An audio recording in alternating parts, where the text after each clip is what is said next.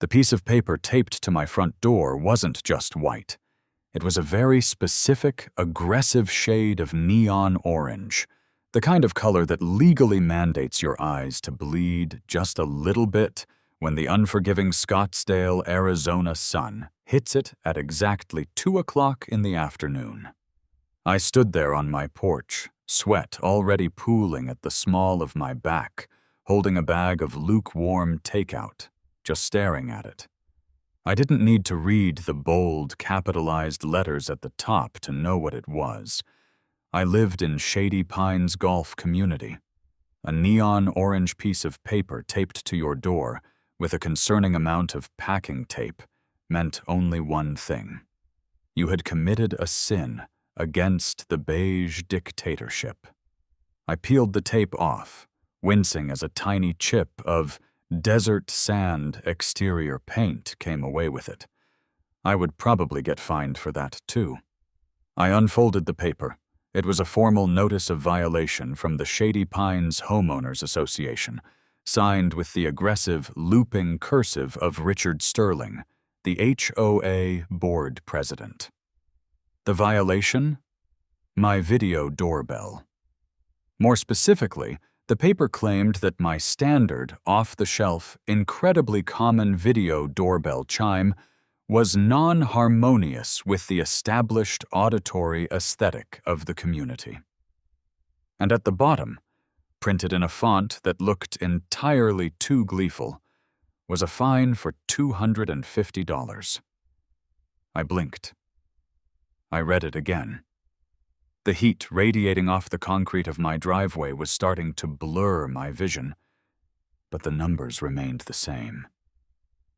$250.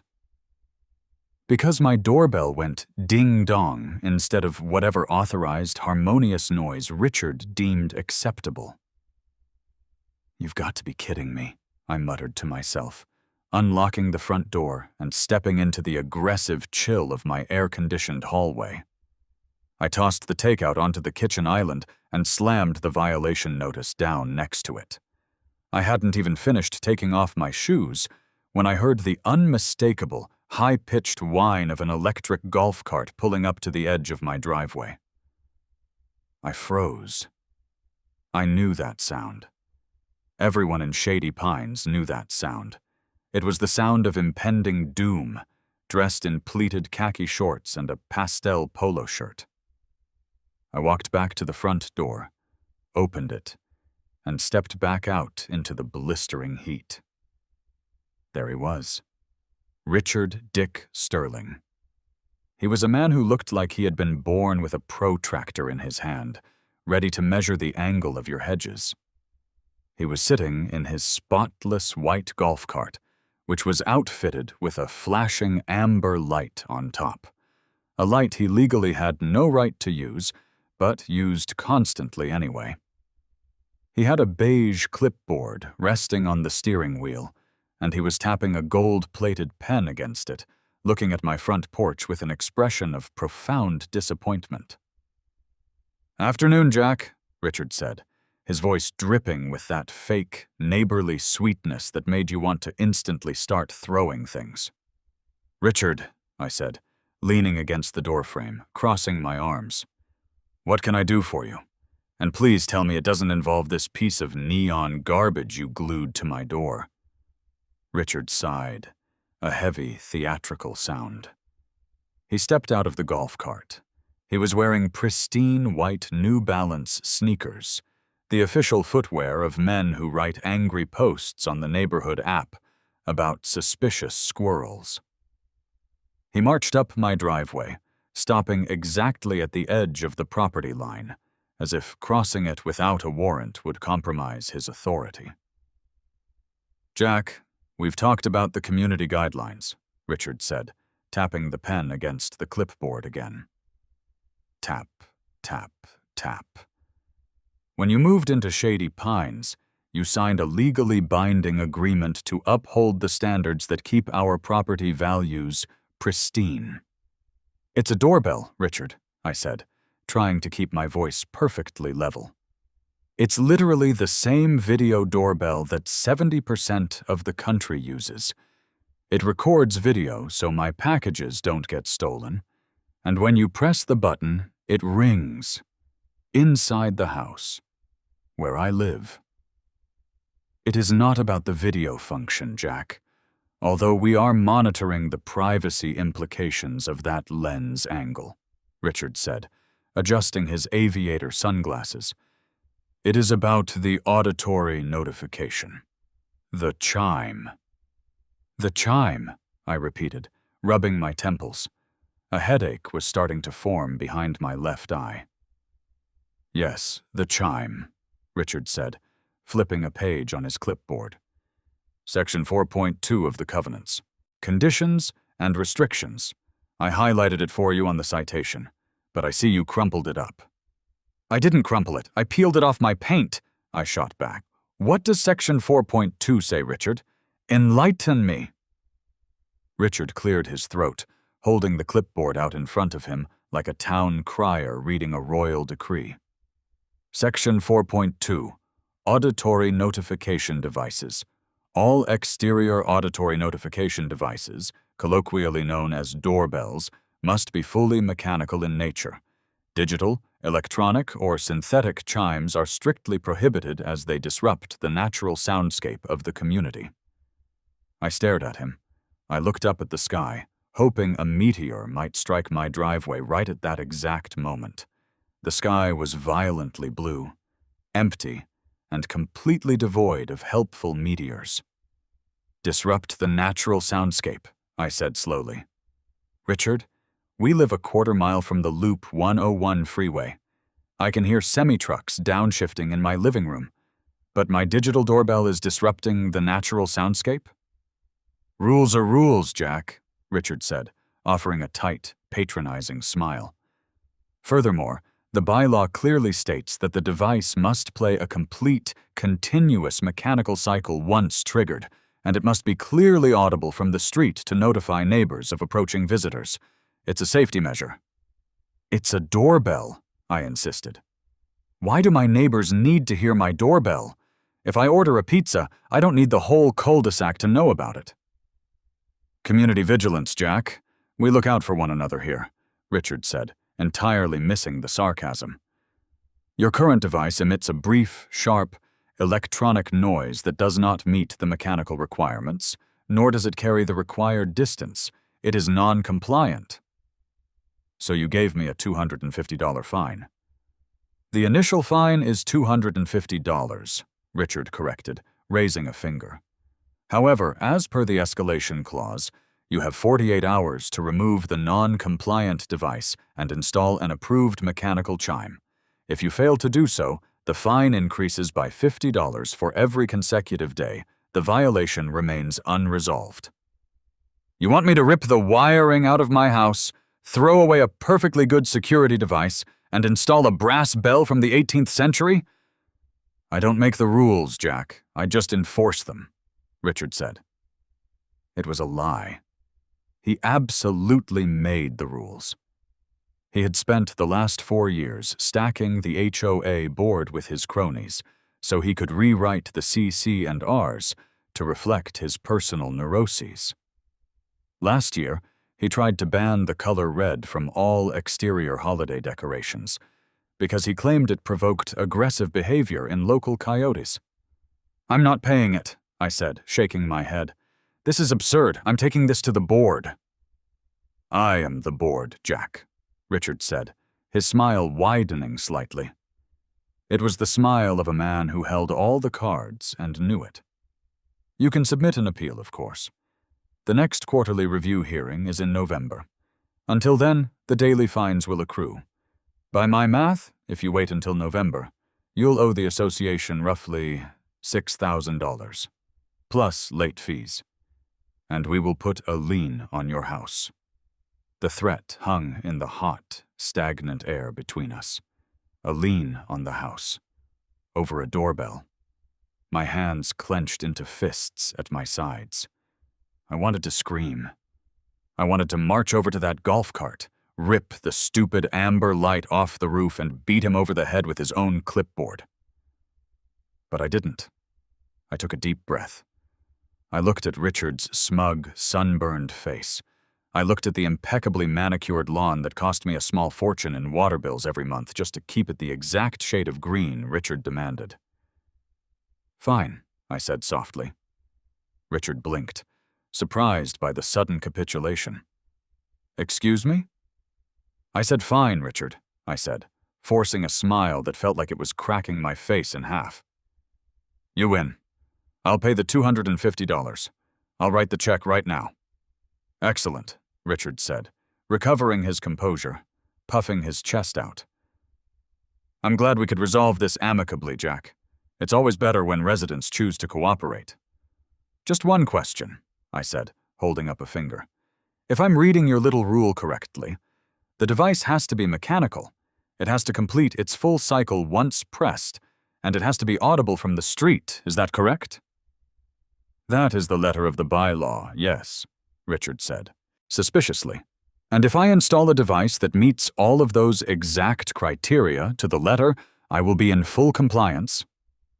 "Well, yes," Richard said slowly, "assuming it is an approved mechanical chime." "Where is the list of approved chimes?" I asked. Richard frowned. "There isn't a specific list of models. The bylaw dictates the functionality. As long as it is mechanical, completes a full cycle, and is audible from the street, it is compliant." "Perfect," I said. "Just give me a minute to get my checkbook." I went inside, my mind racing. I wrote out the check for $250. My hand was shaking, not from anger anymore, but from something else. Adrenaline. Pure, unfiltered, spiteful adrenaline. I was going to pay this fine. I was going to swallow my pride today. But Richard had just handed me the exact parameters of his own destruction. I walked back out and handed the check to Richard. He took it, inspected the signature, and slipped it under the clip of his beige board.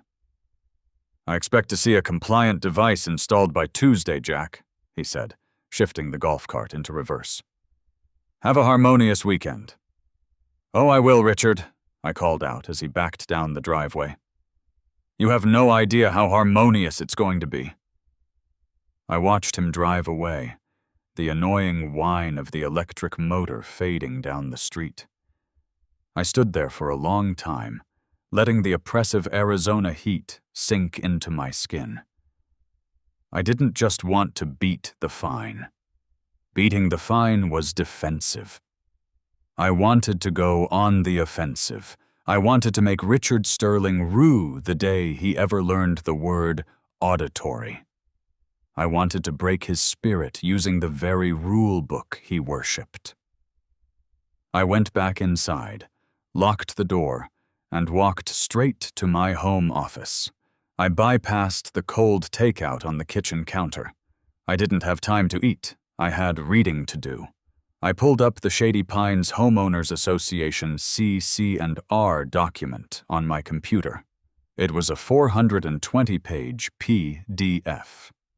It was a monument to micromanagement, a legal labyrinth designed to crush individuality and enforce endless, unbroken monotony. I poured myself a massive cup of black coffee, cracked my knuckles, and started reading. I started with Section 4.2, the Doorbell Bylaw. Richard had quoted it accurately. The device had to be mechanical. It had to complete a full cycle. It had to be audible from the street. Okay, I thought. I can work with that. But a mechanical chime is just a bell. How do I make a bell annoying enough to bother Richard, whose house was 3 doors down? I couldn't. I needed something louder, something electronic. But the bylaw strictly prohibited digital or electronic chimes. I kept reading. I read through regulations regarding the exact height of decorative boulders. I read through the formulas used to calculate the acceptable ratio of desert landscaping to turf. I read for hours, my eyes burning from the glow of the monitor, fueled entirely by caffeine and a deeply seated need for vengeance. It was around 11 p.m. when I found the first crack in the armor. I was deep in Section 7, which dealt with home security. I was skimming through the rules on camera placements and motion sensor lights when a specific paragraph caught my eye. Section 7.1. Auditory Security Alarms. I leaned closer to the screen. While the community strictly enforces daytime and nighttime decibel limits to maintain a peaceful environment, an explicit exemption is granted for auditory security alarms designed to deter property crime. Such devices are exempt from standard noise ordinances during the duration of their triggered cycle to ensure maximum deterrent efficacy and neighbor notification. I stopped breathing for a second. I read it again. Security alarms were exempt from noise ordinances. They were allowed to be as loud as they needed to be. But a doorbell isn't a security alarm. Richard would just point to Section 4.2 and say I was violating the doorbell rule, not the security rule. Unless the doorbell was the security alarm.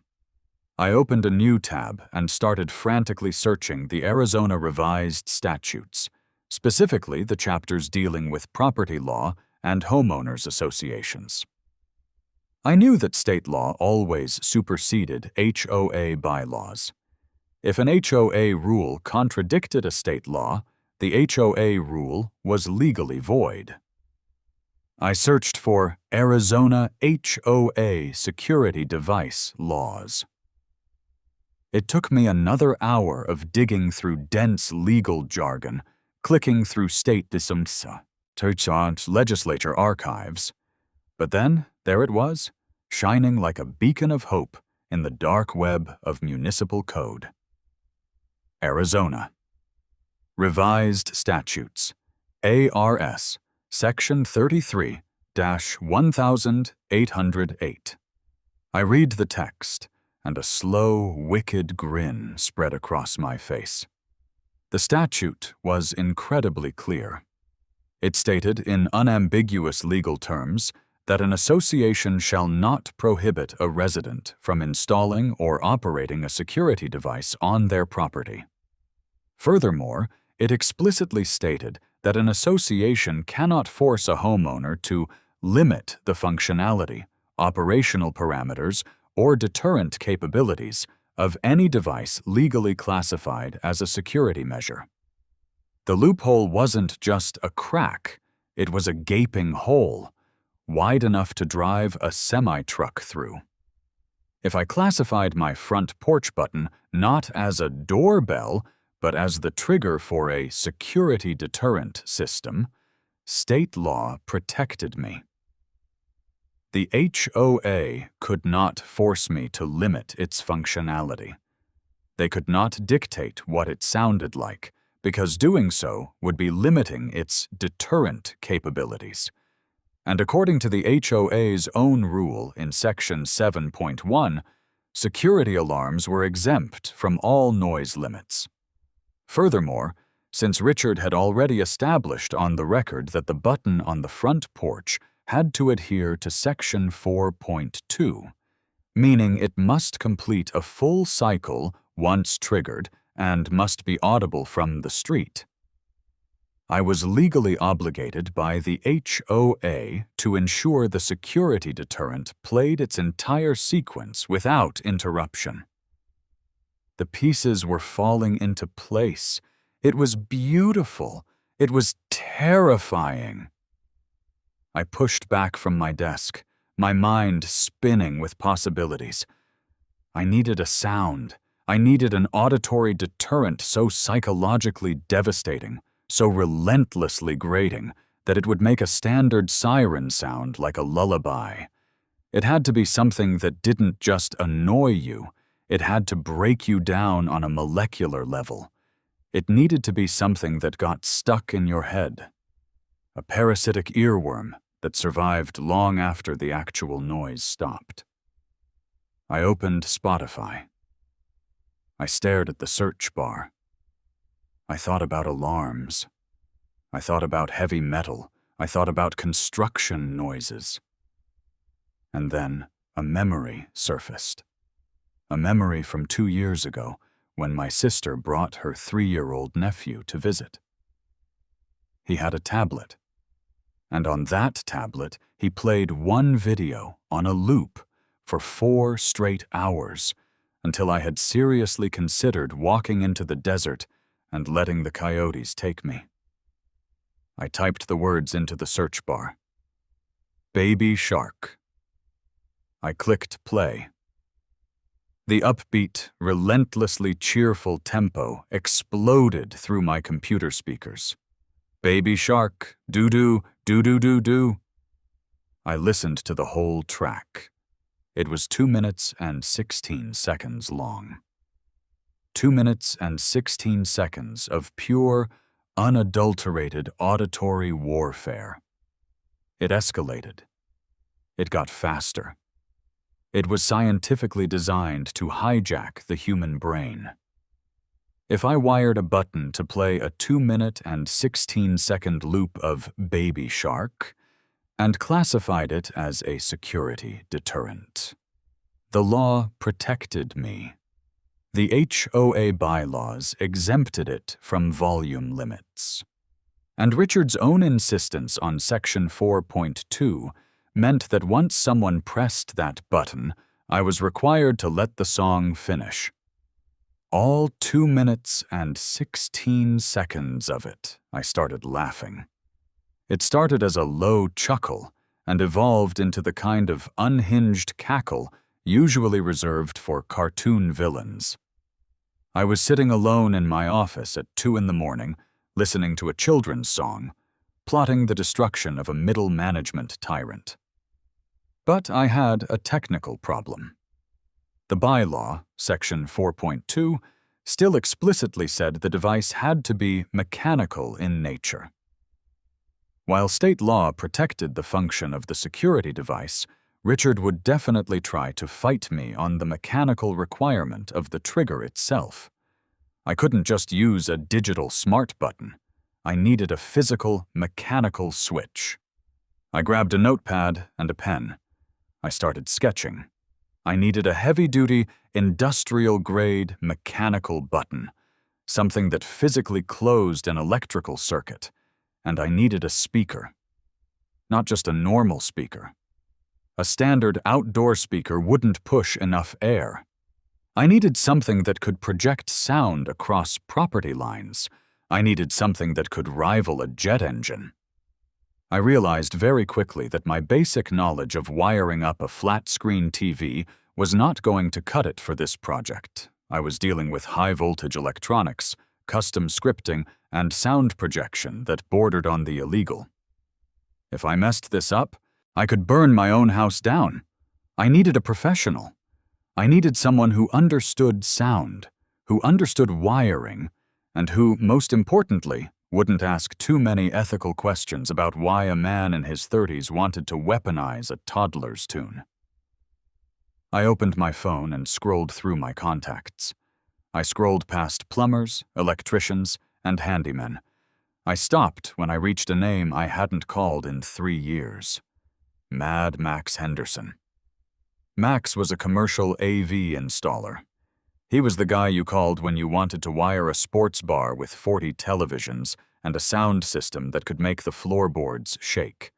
He was heavily tattooed, lived off a diet of energy drinks and gas station taquitos, and possessed a chaotic genius for electronics. I checked the time. 2:30 a.m., perfect time to text Max. Hey Max, it's Jack. Got a custom AV job. High priority. Need to build a specialized exterior sound projection system. Money is not an object. Can you meet tomorrow? I hit send. The reply came back less than 30 seconds later. I'm awake. Sounds weird. I'm in. Your place at 10 a.m. Have Red Bull. I smiled. The trap was set. The blueprint was drawn. The beige dictatorship was about to face a revolution, and the battle cry was going to be sung by a family of brightly colored, animated marine life. I finally went to bed, the relentless do-do-do-do-do-do echoing pleasantly in my mind. I slept better than I had in months. When morning came, the desert sun was already aggressively heating up the asphalt. I brewed a fresh pot of coffee, made sure my fridge was stocked with the requested energy drinks, and waited for Max. At exactly 9:58 a.m., a matte black, heavily dented Ford Econoline van rattled down my street, the exhaust pipe sputtering loudly enough to definitely violate at least 3 noise ordinances. It pulled into my driveway, tires screeching slightly on the concrete. The door slid open, and Max stepped out. He was wearing cargo shorts, steel-toed boots, and a faded band t-shirt for a metal group whose logo looked like a pile of twigs. He had a massive toolbox in one hand and a half-empty can of Monster in the other. "Jack," Max grunted, walking up to the porch. He looked around the pristine, identical houses of Shady Pines. "Man, this place gives me the creeps. Looks like a simulation where the textures haven't loaded right." "That's exactly what it is," I said, opening the door for him. "Come on in, we have work to do." Max walked into the kitchen and dropped his toolbox on the floor with a massive thud. He cracked open a fresh Red Bull from the fridge, took a long drag, and wiped his mouth with the back of his hand. "All right," Max said, leaning against the counter. "Your text was cryptic as hell. Specialized exterior sound projection system. What are we doing? You trying to start an outdoor cinema? Because the HOA here will literally crucify you on a cross made of beige vinyl fencing." "I am acutely aware of the HOA," I said, pulling out my notepad and laying it on the island. "In fact, the HOA is the entire reason you're here. I need to build a new doorbell." Max stared at me. He looked at the notepad, then back at me. "A doorbell. You called me at 2 a.m, offered me a blank check to wire a doorbell." "It's not just a doorbell," I corrected. "Legally speaking, it is an auditory security deterrent system. But practically speaking, it is a doorbell that needs to be loud enough to vibrate the fillings in a man's teeth from 50 feet away." Max's eyes narrowed. The confusion was slowly being replaced by a dark, fascinated gleam. He set his drink down. "Okay, I'm listening. Walk me through it." "The parameters are strict," I said, pointing to the sketch on my pad. "First, the trigger has to be a physical, mechanical button. No digital touchpads. An actual circuit has to close. Second, once that button is pressed, the system has to be physically impossible to interrupt. It must play a specific audio file from start to finish, completely bypassing any secondary shut-off switches." "An unkillable loop," Max muttered, nodding slowly. "Easy enough. We use a latching relay hooked to a microcontroller. Once the circuit closes, the controller takes over the power supply. Even if you smash the button with a hammer, the system keeps running until the timer tells it to stop." "Exactly," I said.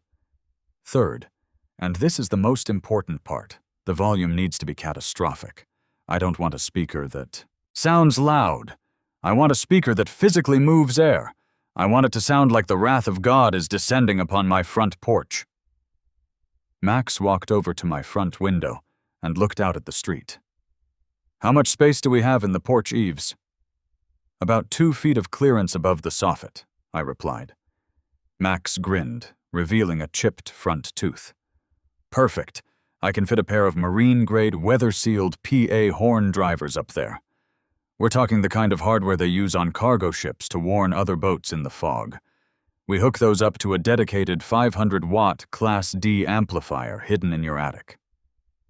"How loud are we talking?" Loud enough that if someone is standing on your welcome mat when it goes off, they might experience temporary vertigo and mild nausea, Max said matter-of-factly. But we have to be careful. You push too much power through those horns, and you'll crack your own stucco. I'll risk the stucco, I said. Max walked back to the kitchen island. Okay, so we have a mechanical trigger, an unkillable relay, and marine-grade stadium horns. What's the payload? What audio file are we launching at these beige zombies? I pulled out my phone, navigated to the track, and placed it on the counter. I looked Max dead in the eye. I need you to wire this system to play a 2-minute and 16-second loop of Baby Shark. Max stared at the phone. The silence in the kitchen stretched out for 10 agonizing seconds. He didn't blink. He didn't move. He just stared at the screen showing the cartoon sharks. Slowly, he looked up at me. You, Max whispered, his voice filled with a mixture of horror and profound respect, are a deeply sick individual. Can you do it? Oh, I can do it, Max said, grabbing his toolbox.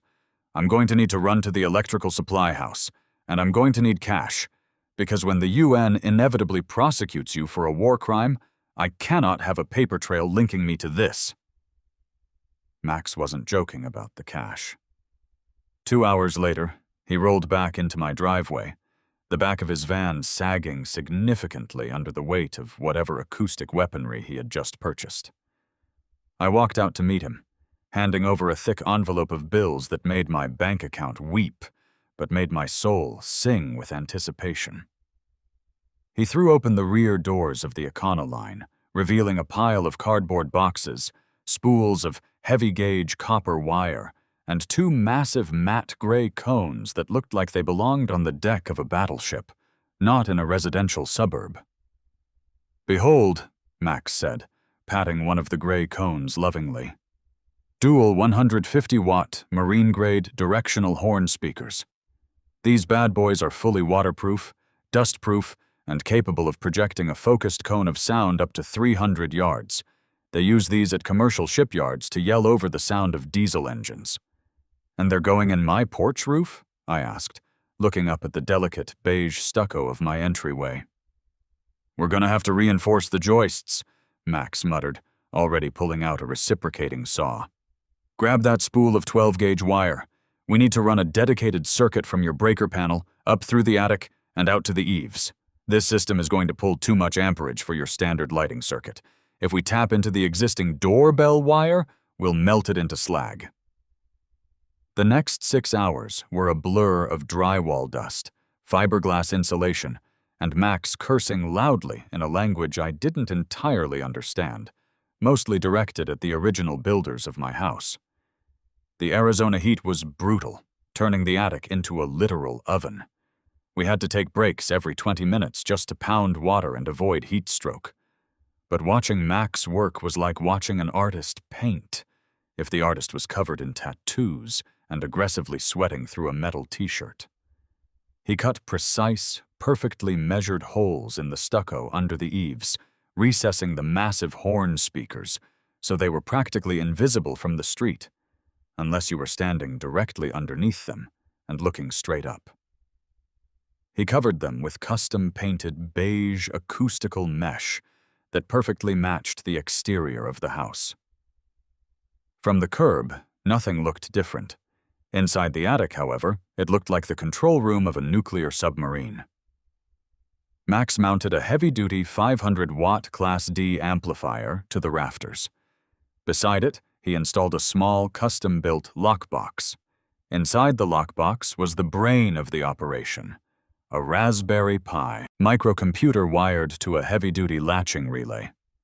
"All right, come up here and look at this," Max yelled down from the attic access panel in the hallway ceiling. I climbed up the ladder, sticking my head into the suffocating heat of the roof space. Max pointed a flashlight at the lockbox. "This is your unkillable loop," he explained, tapping the relay. "The new button on the porch isn't a doorbell. It's a dry contact trigger. When someone pushes that button, it sends a momentary signal to this microcontroller. The controller then physically latches this relay closed, feeding dedicated power straight from the breaker to the amp and the audio player. So once it's pressed, it can't be stopped, I clarified, wiping sweat out of my eyes. Exactly, Max grinned. The code I wrote tells the relay to hold the circuit closed for exactly 136 seconds, 2 minutes and 16 seconds, the exact length of Baby Shark. Even if someone rips the button off the wall outside, the relay is already latched up here in a locked steel box. The only way to stop the song early would be to find your main breaker panel and cut the power to the entire house. Which Richard can't do, because my breaker panel is locked inside my garage, I said, a wave of profound satisfaction washing over me. Bingo. Now, let's talk about the button. Max climbed down the ladder, and we walked out to the front porch. He reached into his toolbox and pulled out a heavy industrial switch. It had a brushed steel faceplate and a massive raised red dome button. It looked like the emergency stop switch on a factory assembly line. Is that mechanical? I asked. Oh, it's mechanical, Max laughed. It's an industrial push-button switch rated for heavy machinery. You actually have to use force to press it, and when you do, it gives a very loud, very satisfying mechanical clack. It closes a physical circuit.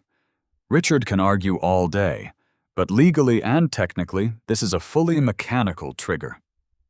He wired it into the wall, replacing the small, elegant video doorbell with this hulking piece of industrial hardware. It looked completely out of place against the beige stucco. It looked intimidating. It looked beautiful. All right, the system is hot, Max said, wiping his hands on a rag. We need to test it. Panic immediately spiked in my chest. Max, wait. If we test it at full volume, the entire neighborhood is going to call the cops right now. The trap isn't set yet. Richard has to be the one to trigger it. Relax, man. Max rolled his eyes. I put an inline attenuator on the amp while we test. I have it dialed down to about 3% volume, just enough to make sure the audio file triggers and the relay holds. Go ahead. Do the honors. I stood in front of the giant red button. I felt a ridiculous surge of adrenaline. I reached out and pressed it. Clack. The sound of the mechanical switch echoing in the entryway was deeply satisfying. A fraction of a second later, the sound started. Even at 3% volume, the sound quality from the overhead horns was startlingly crisp. The cheerful, bouncy bass line of Baby Shark filtered down from the eaves, wrapping around us in a surround sound cone of auditory torture. Baby Shark, doo-doo, doo-doo-doo-doo. It works, Max laughed, looking up at the mesh grills. The controller is holding the relay. Now we just wait it out. We stood there on the porch in the blistering heat for 2 minutes and 16 seconds, listening to the entire song. We didn't speak. We just listened to Mommy Shark, Daddy Shark, Grandma Shark, and Grandpa Shark hunt for prey. When the final triumphant chord played, the system went dead silent. A second later, I heard a faint click from the attic as the relay finally disengaged. Flawless, Max declared, packing up his tools. I'm going up to remove the attenuator. When I do, this thing will be armed at 100% capacity. When Richard presses that button, the amp is going to push maximum wattage through those horns. It's going to be violent, Jack. That's exactly what I'm paying for, I said.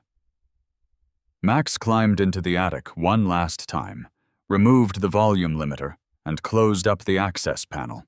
I paid him the rest of his cash, shook his hand, and watched the dented van rattle away into the beige abyss of Shady Pines. I was alone. The weapon was armed. Now I just needed my target. I went inside, sat down at my computer, and opened my email. I drafted a message to Richard Sterling, copying the official Shady Pines HOA Board email address for a paper trail. Subject: Resolution of Citation, number 4928. Doorbell Modification.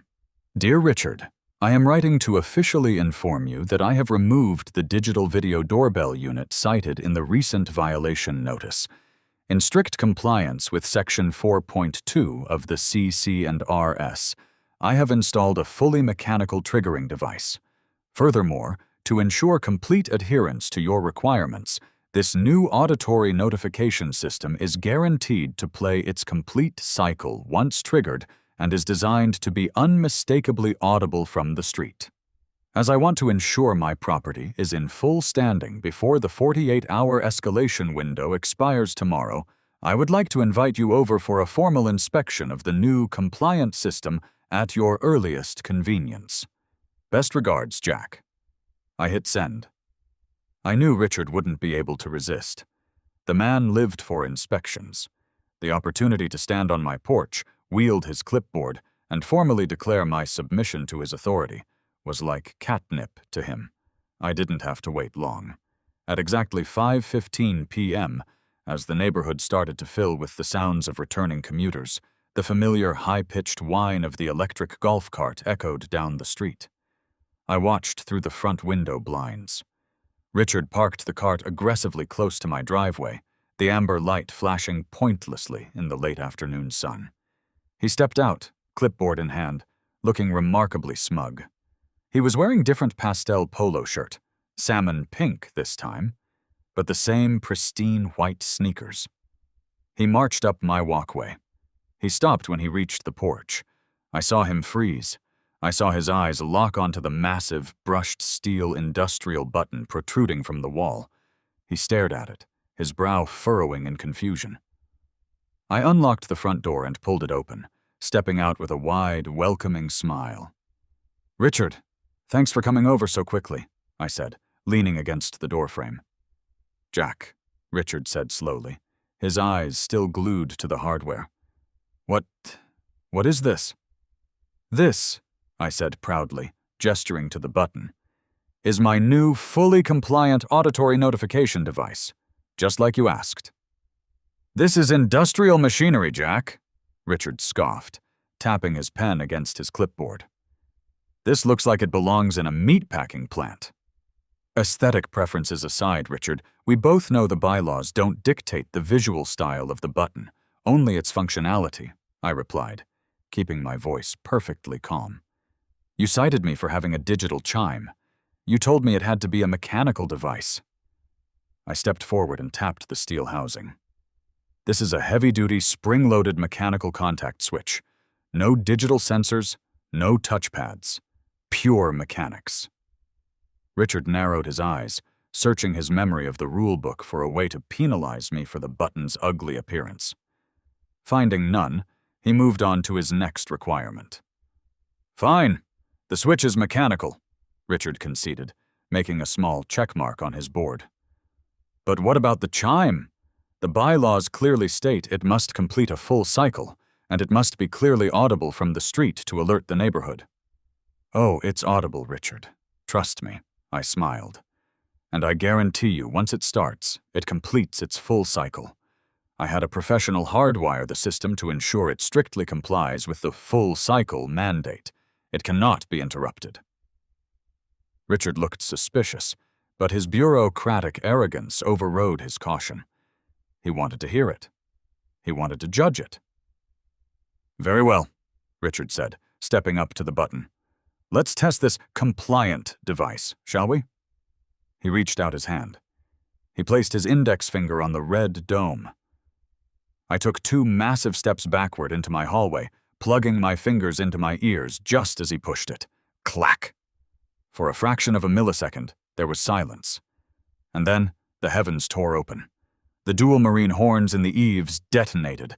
The sheer acoustic force of 500 watts of uncompressed, unattenuated amplification hit the concrete porch and blasted outward like an invisible shockwave. "Bye-bye, shark. Do-do-do-do-do-do." It was deafening. It was physical. The sound hit Richard so hard he actually stumbled backward, dropping his clipboard. The heavy bass of the children's song vibrated the windows of my house. Dust rained down from the stucco eaves. Baby shark. Ooh. Richard's hands flew to his ears. His face contorted in pure, unadulterated agony. He opened his mouth to scream, but the sound was completely swallowed by the wall of noise. I could see the veins bulging in his neck. Across the street, a golden retriever that had been peacefully sleeping on a lawn suddenly bolted upright and started frantically digging a hole to escape the noise. 2 houses down, an automatic garage door stopped halfway up as the owner stepped out, dropping a bag of groceries on the driveway in shock. "Mommy shark, do-do-do-do-do-do." The cheerful, synthesized beat felt like a physical assault. Richard stumbled down the steps of the porch, retreating toward his golf cart, still clamping his hands over his ears. He turned back to me, his face purple with rage, and screamed something. I couldn't hear a word. I just stood in my doorway, casually leaning against the frame, smiling politely. I pointed at my ears and shrugged, mouthing the words, "I can't hear you." Richard ran back up the driveway, braving the sonic death zone, and grabbed the front of my shirt. "Turn it off!" he screamed, his voice barely cutting through the relentless chorus of Daddy Shark. "Turn it off right now!" "I can't!" I yelled back at the top of my lungs, pointing at the unyielding steel button. "You said it has to complete its full cycle. HOA rules, Richard. I'm just following the rules." Richard looked at the button, then looked wildly around the porch for a wire to rip, a plug to pull. There was nothing. Just pristine beige stucco vibrating aggressively to a tropical beat. Grandma Shark. Do-do-do-do-do-do. We were barely a minute into the track. The song was picking up speed, modulating into a higher, more frantic key. Neighbors were pouring out of their houses now. People in aprons, people holding gardening shears, people in business casual, all staring at my house with a mixture of terror and utter bewilderment. The sound was so loud it was echoing off the artificial lake 2 blocks over. Richard gave up on the button. He ran back to his golf cart, practically diving into the seat, and fumbled for his cell phone. He dialed frantically, glaring at me with a hatred so pure it could have melted lead. I knew exactly who he was calling. I just smiled and gave him a thumbs up. "Let's go hunt. Do-do-do-do-do-do." The song finally hit the chaotic, high-speed crescendo. It was glorious. It was a masterpiece of malicious compliance. And then, exactly 2 minutes and 16 seconds after it began, the relay in the attic clicked. The silence that followed was heavy, ringing, and profound. For a moment, no one moved. The entire street was frozen in shock.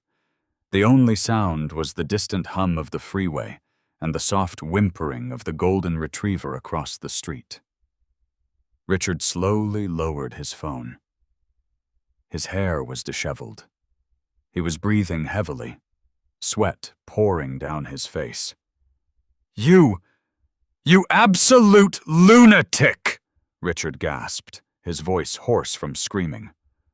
"I have the police on the line. You are going to jail. You are losing your house." "For what, Richard?" I asked, casually picking up his fallen clipboard and handing it back to him. "For complying with Section 4.2? You said it needed to be audible from the street." "That is a public nuisance. That is a noise violation. That is psychological torture," Richard sputtered, grabbing the clipboard. "Actually, it's a security deterrent," I corrected him cheerfully. "And as we both know, Section 7.1 exempts security deterrents from daytime decibel limits." Before Richard could formulate a response, The wail of police sirens cut through the neighborhood. 2 Scottsdale Police Department cruisers came flying around the corner, lights flashing, and aggressively pulled up in front of my house, blocking Richard's golf cart. 4 officers stepped out. They looked tense. They had their hands resting on their duty belts, scanning the crowd of confused neighbors and zeroing in on the angry man in the pastel polo shouting on my driveway. The lead officer, a tall guy with a shaved head and dark sunglasses, walked up the driveway. "All right, who called it in?" the officer demanded, looking between me and Richard. "We got 6 different 911 calls from this block about a noise complaint. One caller said a rave was happening. Another caller said someone was weaponizing children's music." "I called!" Richard yelled, marching toward the officer and pointing a shaking finger at me. "Officer, arrest this man! He has installed a sonic weapon on his house! He is terrorizing the community!" The officer looked at me. He looked at the massive red button on the wall. "Sir, is this your residence?" the officer asked me. "Yes, officer. My name is Jack," I said politely, keeping my hands visible. "Care to explain why the entire street thinks you're blasting music at airplane volumes?" I nodded. "I'd love to, officer. Could you just give me 1 moment to grab my binder?" I walked inside and grabbed the 2-inch thick black binder I had prepared that morning. I walked back out and handed it to the lead officer. "What's this?" the officer asked, flipping it open. "That is the Shady Pines HOA covenants, conditions, and restrictions, along with printed copies of the relevant Arizona revised statutes," I explained calmly, adopting my most professional, reasonable voice. Richard scoffed. "He's playing games, officer. He wired a stadium speaker to his doorbell to harass me." The officer held up a hand to silence Richard.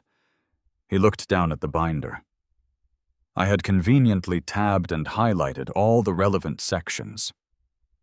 "If you look at the first highlighted tab, officer," I guided him, "you'll see Section 4.2 of the HOA bylaws.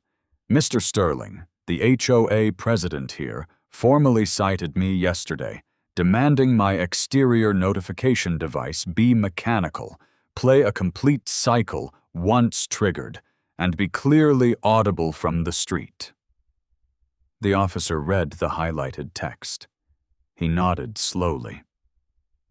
"Now, if you flip to the next tab, Section 7.1, I continued, you will see that the HOA grants a blanket exemption to daytime noise ordinances for auditory security alarms designed to deter property crime." "It's not an alarm, it's a doorbell! He pushed a button!" Richard screamed, his face returning to that dangerous shade of purple. "Actually, it is a trigger for a security deterrent system," I corrected, looking at the officer.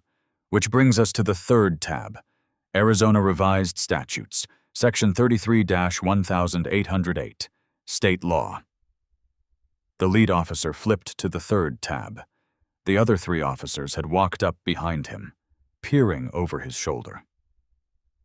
"As you can see, officer, state law explicitly prohibits a homeowners association from forcing a homeowner to remove a security device, or limiting its functionality, operational parameters, or deterrent capabilities," I recited from memory.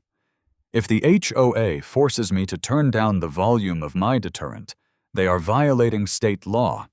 And because the HOA bylaws mandate the trigger must complete a full cycle, I had a contractor hardwire the system so it cannot be manually deactivated once a potential intruder or HOA president presses the button." The officers stood in silence on my driveway, reading the statutes. Then, one of the younger officers in the back let out a sharp snort. He covered his mouth quickly, trying to suppress a laugh. The lead officer slowly closed the binder. He took off his sunglasses and looked at me. His eyes were wide, and the corner of his mouth was twitching violently as he fought to maintain a professional demeanor. "So, let me get this straight," the lead officer said, his voice completely flat. You wired a commercial sound system to a panic button, classified it as a security deterrent under state law, and programmed it to play a 2-minute song that cannot be shut off, all to comply with this man's rules? Yes, sir, I said earnestly. I am just trying to be a good neighbor and follow the community guidelines to the letter. The younger officer couldn't hold it in anymore. He turned around, his shoulders shaking as he laughed into his uniform sleeve. What was the song? The lead officer asked, almost afraid of the answer. Richard answered for me, his voice trembling with trauma. It was Baby Shark. The entire police squad broke. Even the lead officer let out a bark of laughter before slapping a hand over his face. They stood in my driveway, 4 armed police officers, completely losing their composure, while Richard Sterling vibrated with rage. This isn't funny, Richard shrieked, stamping his white New Balance sneaker on the concrete. It's a civil disturbance! Cite him! The lead officer took a deep breath, wiped a tear from his eye, and put his sunglasses back on. He turned to Richard, his face returning to a mask of authority. Mr. Sterling, the officer said, tapping the binder against his leg. Based on the documentation provided, here, this gentleman is operating a security device that is protected by state law. State law supersedes municipal noise complaints, especially when your own HOA bylaws explicitly exempt security devices from decibel limits. But the song, Richard sputtered. The law doesn't regulate the genre of the deterrent, the officer said, perfectly deadpan. As far as the Scottsdale Police Department is concerned, this is a civil matter regarding the interpretation of HOA guidelines. No laws have been broken. We will not be issuing a citation. You have to be joking, Richard whispered, the fight completely draining out of him. Have a good evening, gentlemen, the lead officer said. He handed the binder back to me. For the record, Jack, that is the most diabolical thing I have ever seen. Please don't press that button again while we're in the subdivision. Wouldn't dream of it, officer, I smiled. I watched as the police got back in their cruisers and drove away, leaving Richard standing alone in my driveway, a broken man surrounded by a crowd of neighbors who had just watched him get publicly humiliated by a toddler's song. The battle was won. But the war wasn't over yet. Richard still had the power of the board, and I knew an emergency meeting was coming. I had the law on my side, but I needed to drive the final nail into the coffin of the beige dictatorship. The official summons arrived via certified mail fewer than 48 hours later. It was printed on the same aggressive neon orange paper, demanding my presence at an emergency executive board hearing, scheduled for that Thursday evening at the Shady Pines Community Clubhouse. The stated agenda: immediate action regarding hazard mitigation and severe community endangerment at Lot 42. I spent the next 2 days preparing. I didn't just want to win this hearing. I wanted to salt the earth so nothing beige could ever grow there again. Thursday evening arrived, still suffocatingly hot. The Shady Pines Community Clubhouse was a monument to uninspired architecture, a squat stucco rectangle that smelled permanently of chlorine from the adjacent pool and stale store-bought sugar cookies. Usually, HOA meetings were attended by exactly 4 people who had nothing better to do than argue about the font size on the neighborhood newsletter. Tonight, however, it was standing room only. Word of the Baby Shark incident had spread through the subdivision like a wildfire in a dry brush canyon. The room was packed with residents. Some looked genuinely angry, but most of them, especially the ones who had ever been fined by Richard for leaving a trash can out an hour too late, looked like they had shown up with popcorn, ready for a gladiatorial bloodbath. I walked in carrying my black binder, a portable projector, and a pack of fresh dry erase markers. The chatter in the room immediately died down. People parted to let me through like I was either a prophet or a leper. At the front of the room, sitting behind a folding table covered in a cheap plastic tablecloth, was the HOA Board. 4 elderly residents who looked varying degrees of terrified, and in the center, Richard Sterling. Richard looked like he had aged 5 years in 2 days. He was wearing a dark navy suit that was entirely too formal for a Thursday night in Scottsdale, his jaw set so tight I thought his teeth might shatter. He glared at me as I set up my projector on a front-row chair and unspooled the power cord. "Mr. Jack," Richard began, his voice projecting through a terrible, feedback-heavy PA system. "You are here to answer for the unprovoked acoustic assault you unleashed upon this community. Your actions were reckless, dangerous, and a blatant violation of every standard of decency we uphold in Shady Pines." "Good evening, Richard. Board members," I said cheerfully, uncapping a black marker.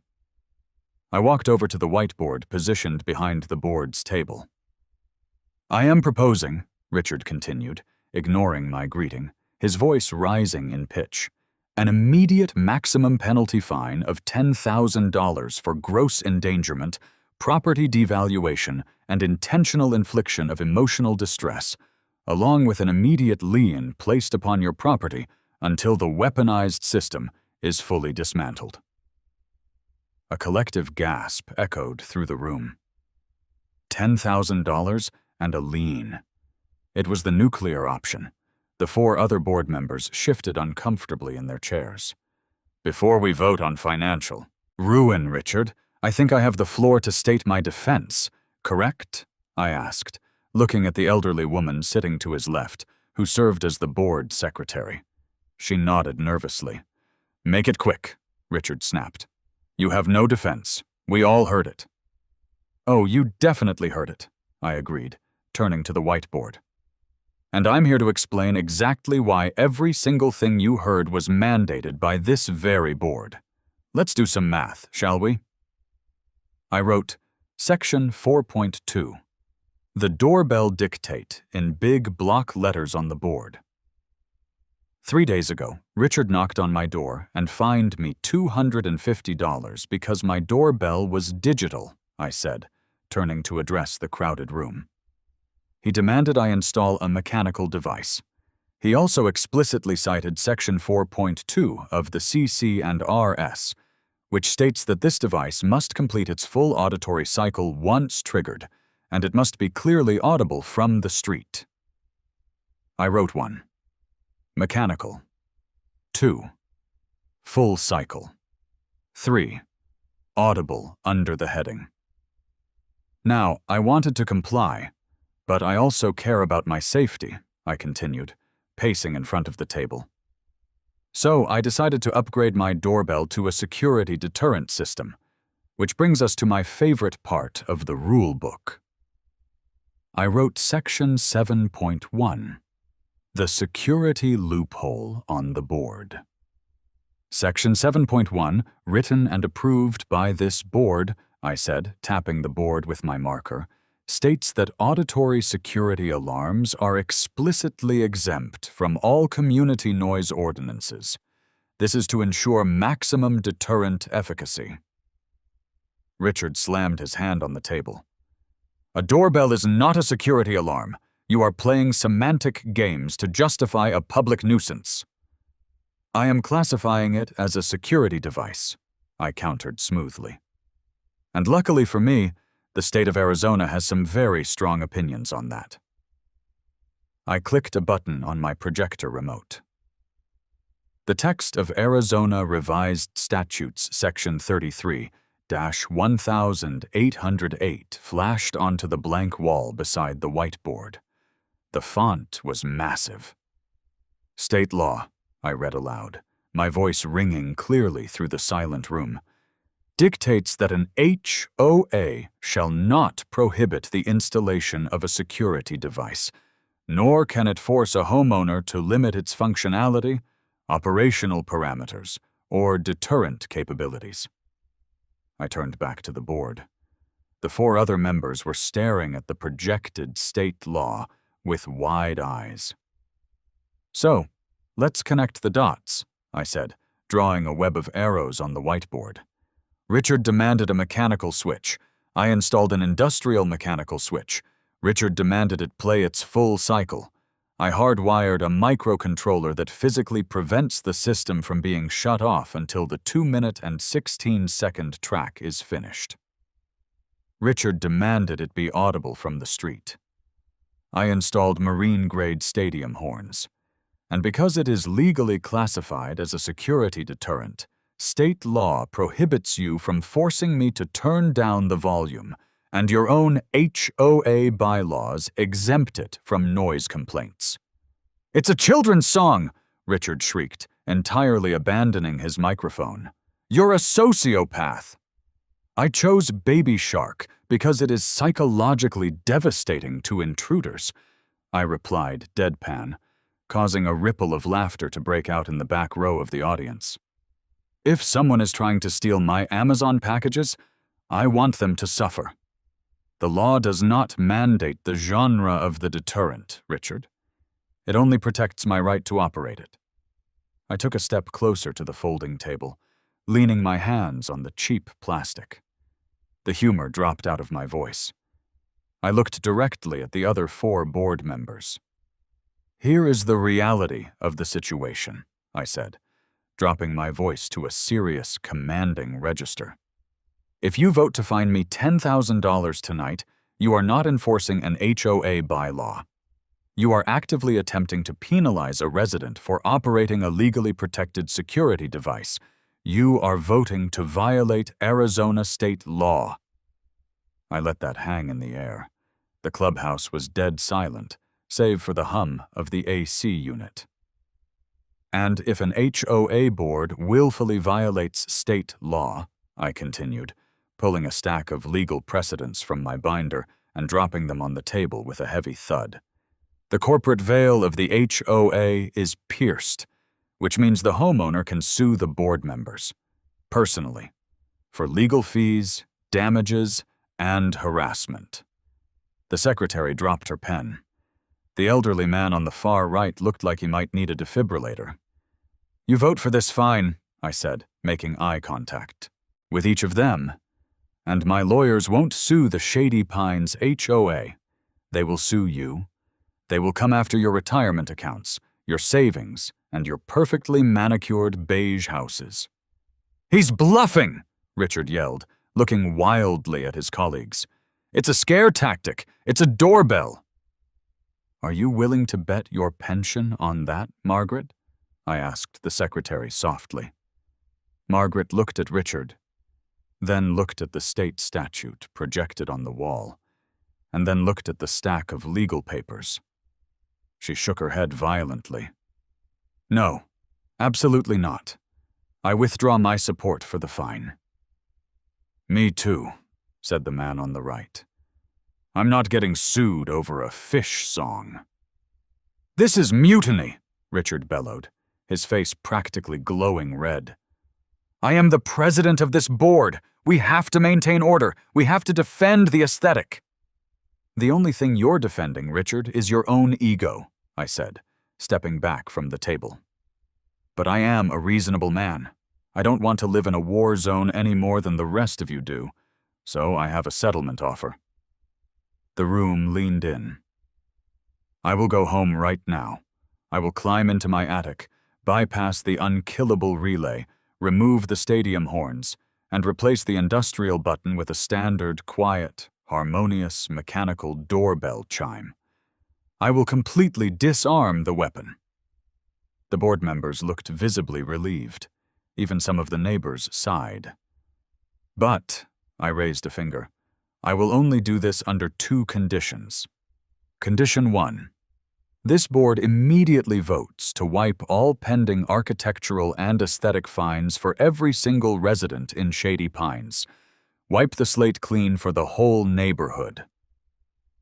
Cheers erupted from the crowd. Someone in the back actually whistled. Richard looked like he was going to vomit. "And condition 2, I said, raising my voice over the cheering.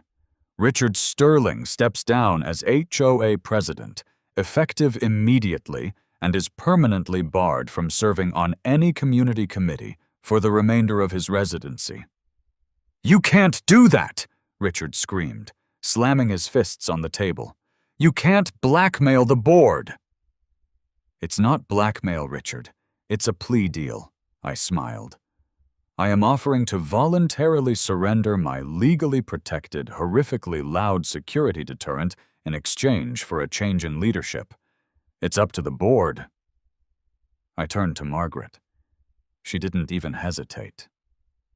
"I make a motion to accept Jack's settlement offer, clear all outstanding aesthetic fines, and remove Richard Sterling from the position of president," she said into her microphone, her voice surprisingly steady. "Seconded," the 3 other board members said in absolute unison. "All in favor?" Margaret asked. 4 hands went up. "The motion carries," she declared, banging a small wooden gavel on the table. The clubhouse exploded. People were clapping, cheering, and hugging each other. The beige dictatorship had fallen, entirely dismantled by a 2-minute cartoon song and an ironclad reading of municipal property law. Richard sat frozen in his chair, his mouth opening and closing like a suffocating fish. He looked at the board, he looked at the cheering neighbors, and finally, he looked at me. I just offered him a polite, harmonious little wave. He stood up, grabbed his beige clipboard, and practically sprinted out the side door of the clubhouse, disappearing into the hot Arizona night. I packed up my projector, grabbed my binder, and walked out through the front doors. A few neighbors clapped me on the shoulder as I left, thanking me for clearing their fines for unauthorized patio furniture and incorrectly colored mulch. When I got home, I kept my word. Mostly. I called Max the next day. We spent a few hours in the attic. We unhooked the stadium horns from the porch eaves and installed a perfectly normal, quiet, standard mechanical chime that went ding-dong at a volume that wouldn't wake a sleeping cat. But I didn't let Max take the PA system with him. Instead, we rerouted the wiring. The massive marine horns are still bolted to the rafters in my attic, pointing directly outward through the ventilation slats toward the street. The unkillable Raspberry Pi relay is still active, but the trigger is no longer on the front porch. The trigger is a small, discreet red button mounted under the desk in my home office. Just in case Richard ever gets any bright ideas about measuring the height of my grass, I have an instant, unstoppable, 120 decibel dose of deep-sea psychological warfare right at my fingertips. Because if there is one thing you need to know about navigating the bureaucratic nightmares of modern life, it's that the rules they use to trap you are exactly the same rules you can use to break them. You just have to be willing to read the fine print, commit to the bit, and absolutely never ever underestimate the destructive, relentless power of a children's song. Read your contracts, know your local statutes, and never let anyone tell you what your security deterrent should sound like. Keep complying maliciously.